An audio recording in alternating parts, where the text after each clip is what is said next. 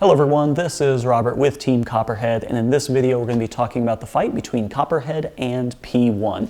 This video will obviously contain spoilers about the fight, so go ahead and watch that, then come back and we're going to analyze this thing frame by frame.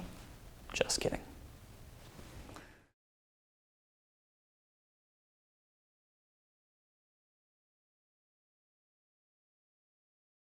As is the tradition with these videos, I'm going to start off by talking about kind of our strategy and what our thoughts were going into this fight. We just came off that really nice win against Gigabyte where we popped that top right off, so we were feeling pretty good and we were relatively confident with Copperhead. As you remember from my previous video, if you haven't watched it, go ahead and watch it right now.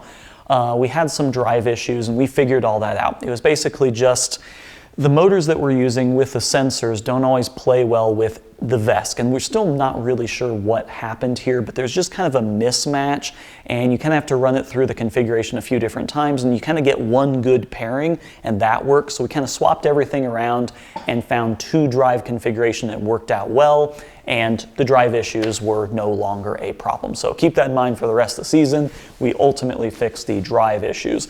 In addition to that, the weapon was working great, so we were going into this pretty confidently. I can't honestly say that we were worried about P1 too much because it is a wedge essentially, and it does have a front forward flipper. But with a drive focused bot like this, you're always a little bit worried about kind of them controlling the match. We gyro around a lot, and admittedly our drive just isn't the strongest point on Copperhead. So we decided to do two things. We decided to remove that front cross member because this isn't a horizontal, so we didn't really have to worry about that. We wanted as much opening in the front for them to feed directly into the drum, and we considered running magnets, but we ultimately ended up not doing magnets. Seeing as we had the drive issues on the previous fight, we didn't want to jinx it and start adding that extra load onto the drivetrain, so we thought we'll just make do without the magnets, rely on the drive that we have, and see how that goes. Zach ended up being the sole driver for this fight, which means he was controlling not only the weapon and the drive, whereas the Gigabyte fight, I was controlling the weapon, he was controlling the drive, but he decided to do this whole fight all on his own. And Zach's style, if you've watched videos of MakerBot on YouTube and things like that, his style is generally get the weapon up to speed, go to the center of the arena, and just kind of face the opponent. And that's basically what was happening here, is he was just waiting for that weapon to get up to speed and then just slowly going to face the opponent. And he generally kind of likes to dominate that middle section of the arena and just kind of turn to face the opponent. The fight itself was obviously relatively quick, and after this little segment I'll talk about the details of the damage, but yeah, it was pretty simple. We just got one good connection on them. We got under the wedgelets. The wedge itself sits up a little bit, and the fact that we ride directly on those front forks, there was just no real way that that wedge was going to get underneath of us unless we were going to be gyroing up in the air. So it was a pretty simple matter of just pointing those forks towards the wedge. The wedge rode up a little bit, caught the wedge, and then just flipped them in the air.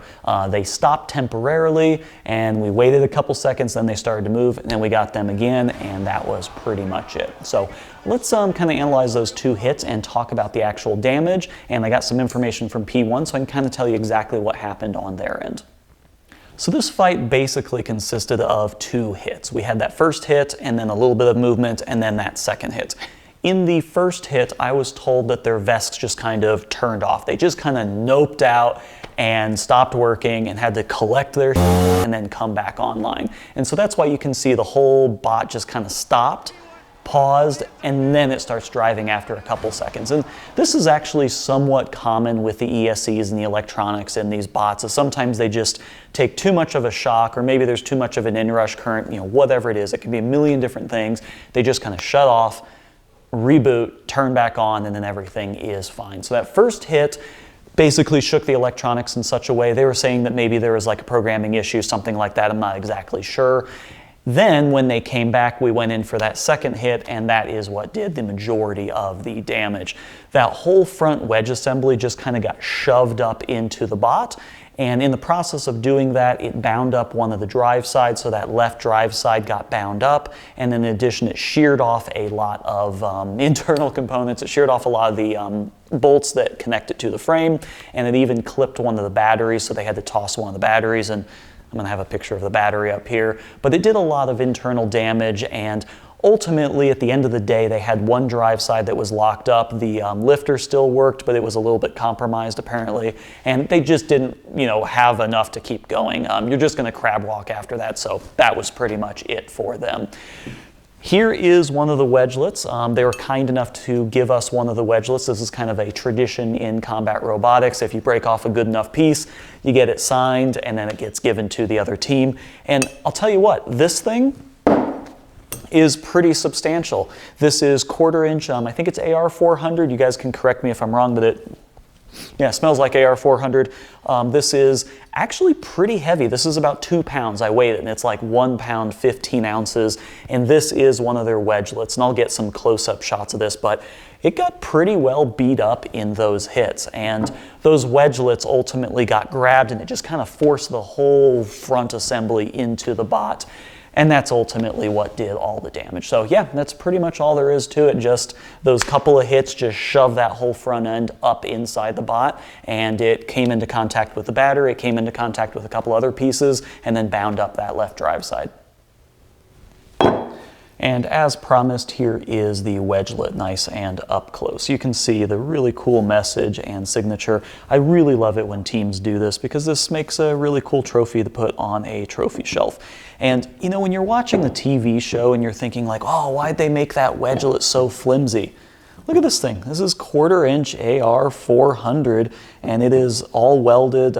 It's got some tab construction, I think I saw in places. Yeah, you can see there's actual tab construction in here.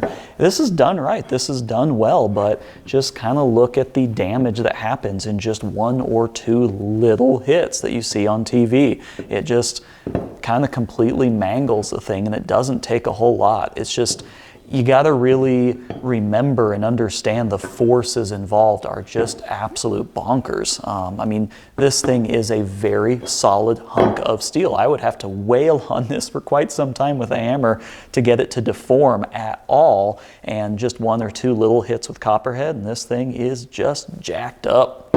So, really cool piece. As for Copperhead, the bot was perfectly fine after this fight. It was just a matter of taking off the top, checking out the batteries, swapping them out, throwing the test box, checking everything, and we were good to go for our next fight, which was against, yeah, you thought I was going to say it. Of course I'm not going to say it. You got to watch next week and see who it's against. It's a good fight, or is it? Maybe it's bad. Maybe it's good. Maybe it's short. I think it's actually kind of long. I'm not really sure. I forget. But anyway, you should check that out next week. Actually, not next week. Maybe in the week after. I don't know. You're just going to have to watch every episode and figure out when we fight.